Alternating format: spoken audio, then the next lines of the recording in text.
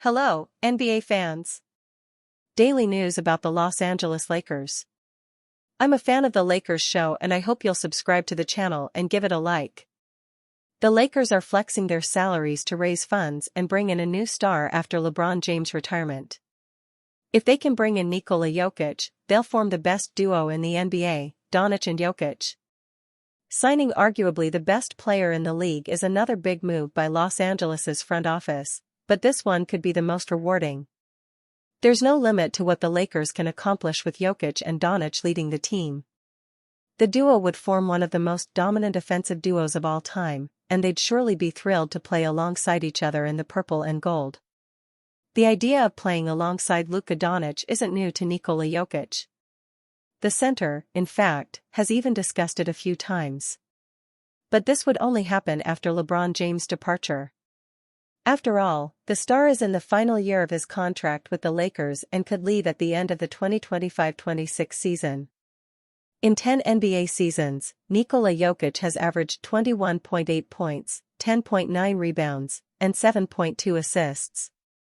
He's also a three-time MVP, winning the league championship with the Denver Nuggets in 2023 and also being named MVP of the Finals.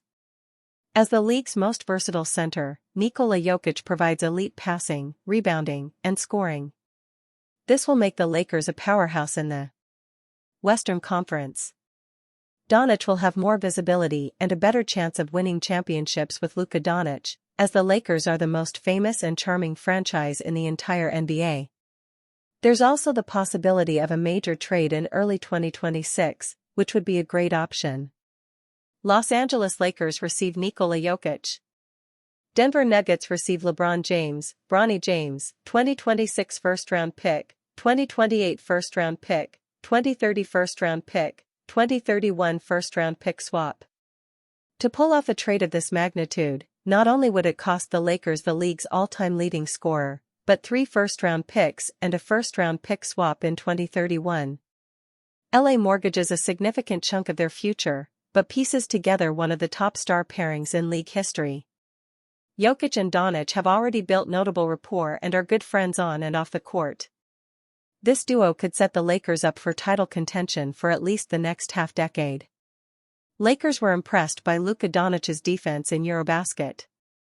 Luka Doncic was simply incredible during Slovenia's unlikely run to the Eurobasket quarterfinals. The Los Angeles Lakers star led the entire tournament in points per game, 34.7, and efficiency rating per game, 36.6, while finishing second in assists, 7.1. The most impressive of these stats, though, might be his tournament-leading 2.7 steals per game. Doncic has never been known as a good defender. In fact, his defense is one of the main things the Dallas Mavericks cited when they dealt him to the Lakers at the trade deadline in February. But the Lakers star slimmed down significantly over the summer, and it's possible that has led to an increase in athleticism on both ends of the floor. That's something the Lakers certainly noticed when watching Luka at Eurobasket. The Lakers coaching staff, team sources said, was impressed with how Doncic was moving compared with how he played in the second half of last season, when he was slowed because of a lingering calf strain. His improvement showed in Doncic's quickness in splitting double teams. It showed in his lift off the floor. It even showed defensively, long award on what is already a Hall of Fame resume.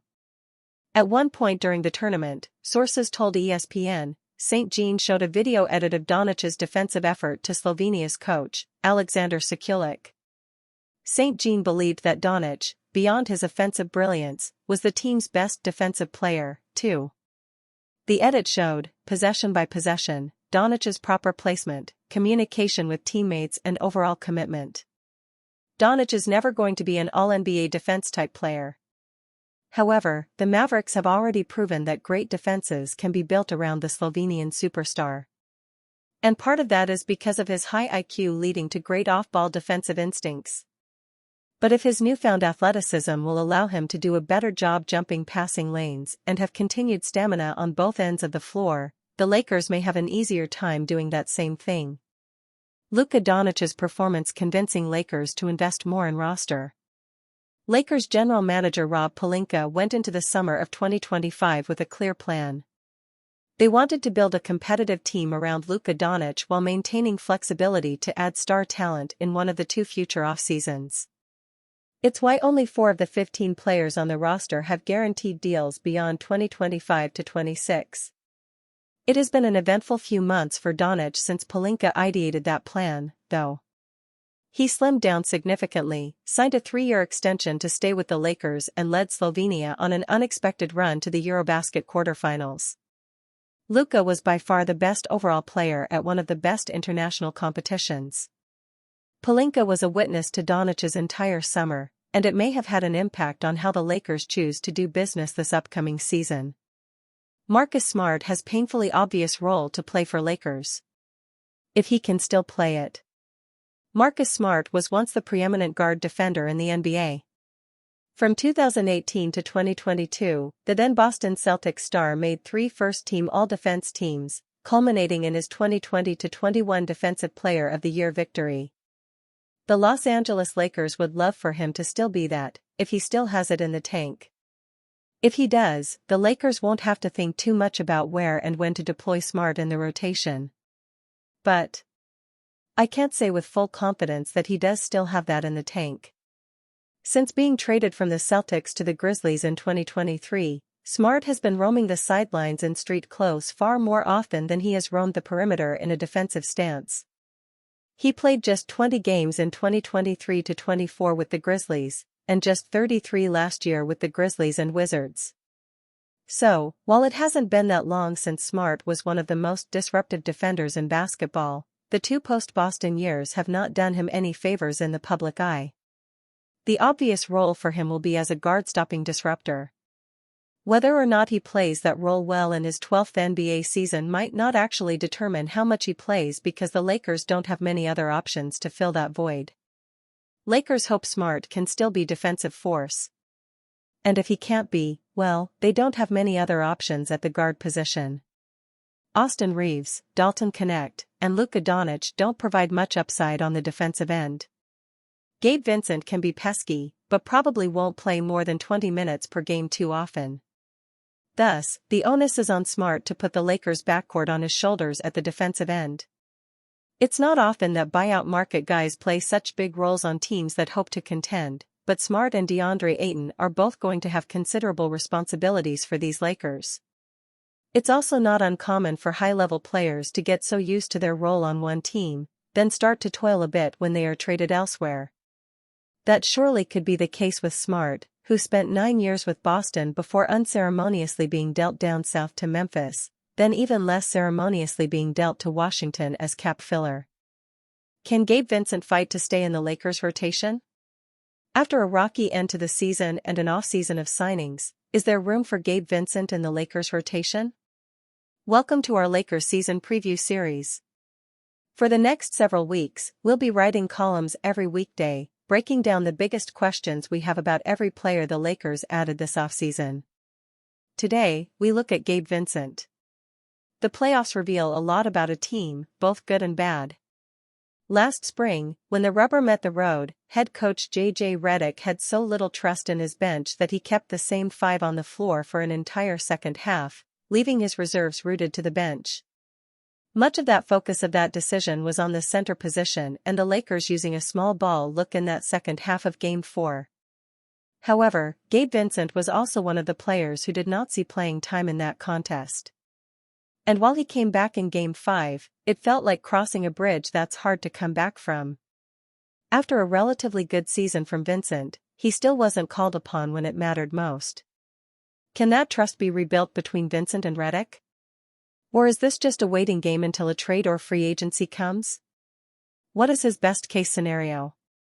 While last season certainly wasn't best-case scenario for Gabe Vincent, it was a pretty good blueprint of what his best season would look like.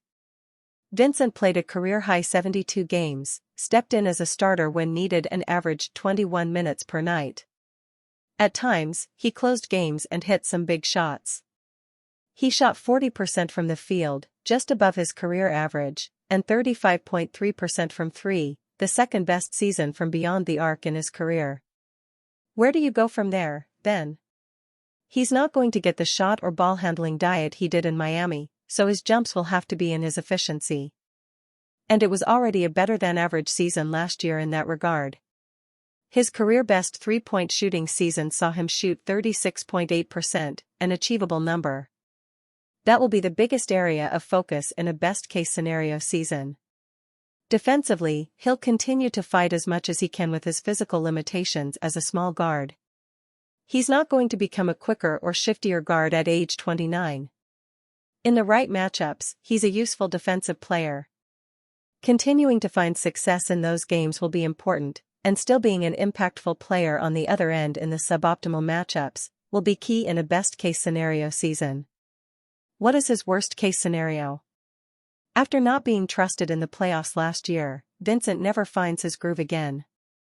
Already a streaky shooter, he struggles to find a rhythm early in the season and his minutes quickly go away. Along with his three-pointer not falling in his limited minutes, his defense slips as smaller guards become more of a target defensively.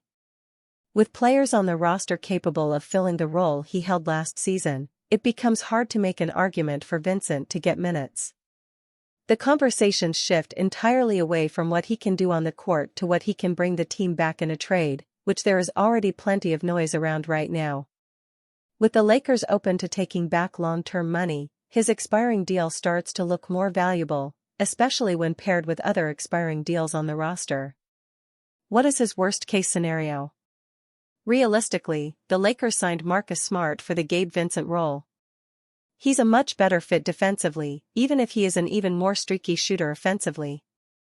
Add in the likes of Jake LaRavia, Adith Hierro, and a healthy Jared Vanderbilt, and perhaps even Dalton Connect, and there's a lot of players Vincent will have to beat out for him minutes this year. The challenge for Vincent is differentiating himself from Smart. It'll be hard to have two small guards in the rotation, even if they bring different things to the court. Short of injury, it feels like Vincent will be on the outside looking in at the rotation heading into the season and will have to do something to impress or take advantage of an opportunity made available through injury. Luka Doncic has requested for Austin Reeves ahead of training camp. The Los Angeles Lakers backcourt combination of Luka Doncic and Austin Reeves is one of the most talented in the entire NBA.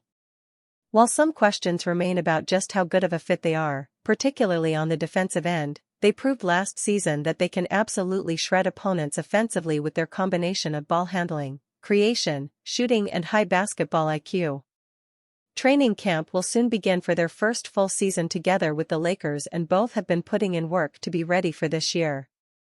Doncic's dominance was on full display during the FIBA EuroBasket 2025 tournament. Meanwhile, the Lakers recently posted some photos of Reeves working out at the team's practice facility.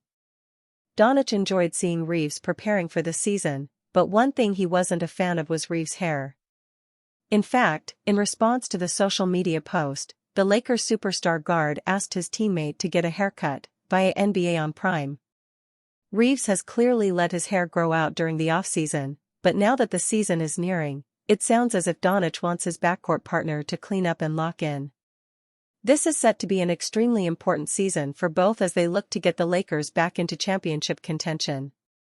For Luka, this is his first full season with the franchise, and he was in mid-season form during EuroBasket, even showing off an improved effort on defense. He is clearly the face of the Lakers now after signing a max contract extension and is embracing that role as a leader on this team. Reeves, on the other hand, will be looking to build on a career year and earn a new contract next offseason. He was a borderline all-star last year and could make a real push this season if he takes another step in his development, and there is no doubt he will continue to do everything possible to have the best year of his career. Rob Pelinka open to roster moves after Luka Doncic's EuroBasket performance.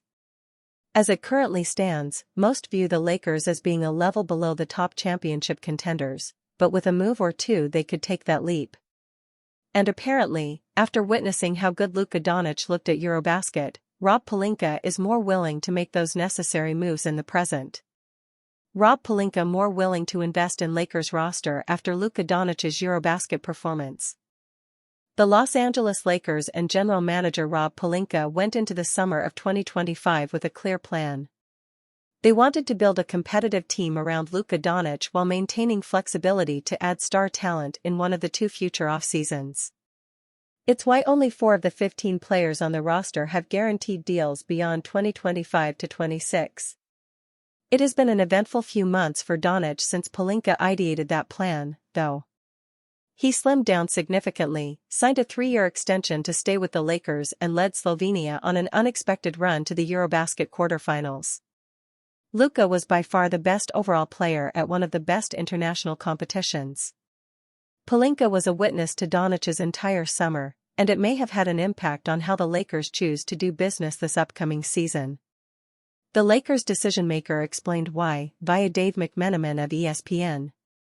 Luka's play in Eurobasket made it clear to the entire basketball world that he's on that incredibly short list of best player on the planet candidates, if not at the top, Pelinka said.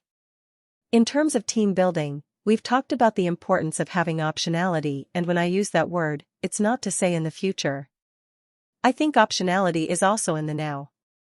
Having both Luka as arguably the best player on the planet and LeBron James, who is still in the mix of being one of the great players in our game, even at his age, continues to allow us to think carefully about the value of that optionality. Part of the optionality that Pelinka discusses here is all of the expiring contracts the team has, plus their tradable first-round draft picks, all of which could theoretically combine to give the Lakers a strong chance at a high-caliber player. LA will open training camp with 14 players on the roster, including Rui Hachimura, $18.3 million, Gabe Vincent, $11.5 million, and Maxi Kleber, $11 million, on expiring contracts. They can include one of their 2031 or 2032 first-round picks in a potential deal. And with Doncic signed long-term, the Lakers are open to trading for a player on a contract that extends beyond 2026, sources told ESPN. If there are smart ways to pour into our championship aspirations for next year, we will execute on those, Pelinka said. And we see having those 2 players on our team next year as an important moment, and we'll continue to try to do all we can to deliver this franchise its 18th championship. It's unclear exactly what type of move the Lakers could be talking about here, as Andrew Wiggins is the only player LA has been remotely connected to in the last month to fit that description.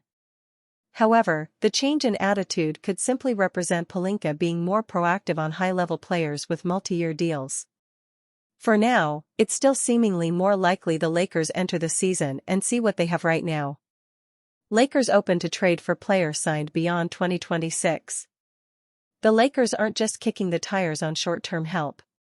They are open to a trade that brings back a player signed beyond 2026, according to Dave McMenamin of ESPN. Los Angeles heads into camp with 14 players under contract, including Rui Hachimura, $18.3 million, Gabe Vincent, $11.5 million, and Maxi Kleber, $11 million, all on expiring deals. The Lakers also have the ability to include one of their 2031 or 2032 first-round picks in a deal, McMenamin notes. The approach is clear, with Luka Doncic locked up long-term and LeBron James still producing. The Lakers want optionality both now and in the seasons ahead. Luka's play in Eurobasket made it clear, he's on that incredibly short list of best player on the planet candidates, team president Rob Pelinka said. Having both Luka and LeBron allows us to think carefully about the value of that optionality.